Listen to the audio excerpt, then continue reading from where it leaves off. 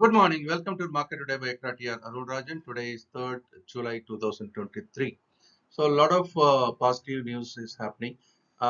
நம்ம இந்தியாவோட index Nifty bank Nifty Sensex எல்லாமே வந்து ஒரு வரலாற்று சிறப்புமிக்க உச்சத்தை தோற்றுவித்திருக்கிறது.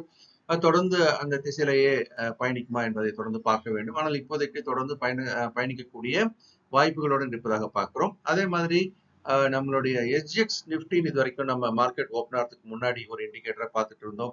அதுக்கு பேர் இப்போ கிஃப்ட் நிஃப்டி அப்படின்னு பேர் மாத்தியாச்சு. இப்போ அது இந்தியாவில் இருக்கக்கூடிய கிஃப்ட் சிட்டி, அகமதாபாத்தில் இருக்கக்கூடிய கிஃப்ட் சிட்டியில ட்ரேடிங் பண்ற மாதிரியான சூழல் உருவாயிருக்கிறத நம்ம பார்க்குறோம். இதை பற்றிய தகவல்களை கொஞ்சம் அதில் ஷேர் பண்றேன். முடிஞ்ச அப்புறம் டீட்டெயில் வீடியோ போடலாம்.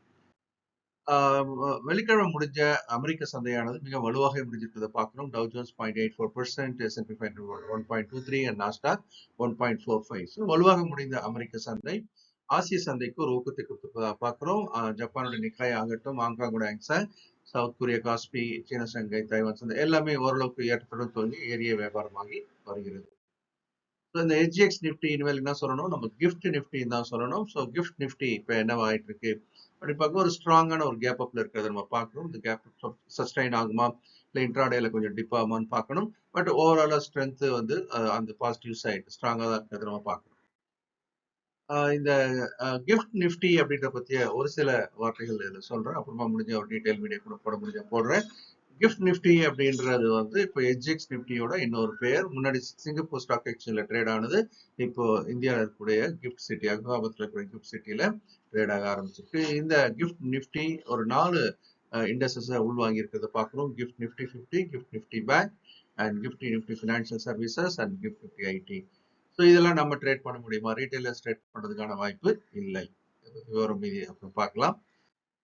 நிஃப்டியோட ரேஞ்ச் அப்படின்னு நம்ம பார்க்கும்போது இப்போ 18,700 சப்போர்ட்டாக இருக்கிறத பார்க்குறோம். மேலே 19,150 ஒரு ரெசிஸ்டன்ஸாக வச்சு தான் அதை பிரேக் பண்ணியாச்சு. இப்போ 19,480 அடுத்த கட்ட ஒரு ரெசிஸ்டன்ஸாக இருக்கலாம். பேங்க் நிஃப்டியை பொறுத்த வரைக்கும் இப்போ ரெசிஸ்டன்ஸ் லெவலில் அது பிரேக் பண்ணியாச்சு.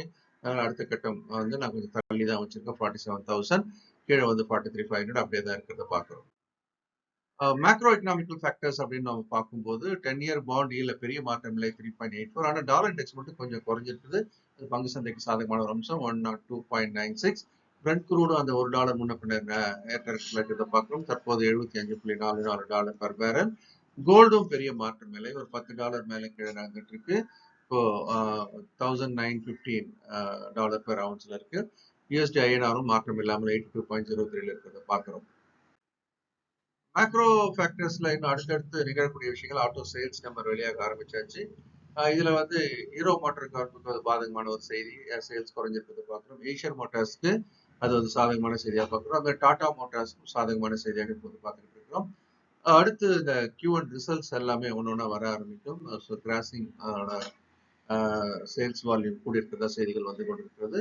பருவமழை கொஞ்சம் டிலேவா இருக்கிறது நம்ம பார்க்குறோம். அதனால ஏதாவது பாதிப்பு வருமா, இல்லை அது வந்து இன்னும் வரக்கூடிய நாள்ல அது வந்து சமன் செய்யப்படுமான்றதை நம்ம பார்க்கலாம். அதே மாதிரி ஃபெட் மீட்டோட ஜூலை மீட்ல என்ன வட்டிகள் வைக்கப்படும் என்ற ஒரு எதிர்பார்ப்பும் இருக்கிறது.